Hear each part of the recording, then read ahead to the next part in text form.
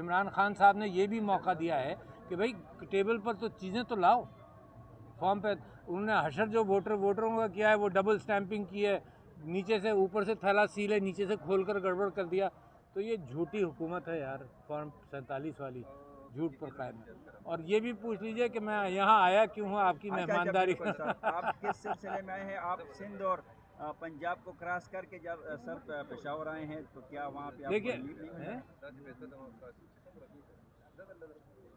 اچھا, میں تو اس لیے بھی آیا ہوں کہ میں یہ گناہ گار آدمی عبد القادر جیلانی صاحب کے متعلق, جو بڑے پیر تھے, صوفی تھے, ان کے متعلق یہ مشہور تھا کہ وہ ایک ہی موقع پر 50 جگہوں پر ہوتے تھے. تو میں اور یہ ہم گناہ گار بھی کچھ صوفی بن گئے کہ ایک ہی موقع پر ہم 10 جگہ برآمد ہوئے, اس سے بھی زیادہ برآمد ہوئے. تو جو مقدمے بنے, جب میں تھا بھی نہیں اس جگہ پر, کراچی میں تھا, مقدمے کے اندر یہ کہانی ہے کہ جی میں موجود تھا, تو اس کے لیے بیل کرانے آیا ہوں. اور یہ حکومت کا وقت ضائع ہو رہا ہے. حکومت اربہ روپے, کھربوں روپے کا نقصان پاکستان کو ہوا ہے ریجیم چینج کے بعد. تو میں تو ان لوگوں نے تو مارے کھائی ہیں اس بیچارے کے, یہاں پر ٹیئر گیس شل لگائے, کمر پہ اس کو سوٹیاں پڑی ہیں. تو میں تو, یہ تو سب لوگ میرے لیے ہیروز ہیں, میں تو اتنی مار بھی نہیں کھائی ابھی تک. سر موٹر سائیکل چوری یا فارن 14 فارمیٹ کے مقدمہ تو درج نہیں ہے نا آپ کے اوپر؟ نہیں, ہو جائے گا نا.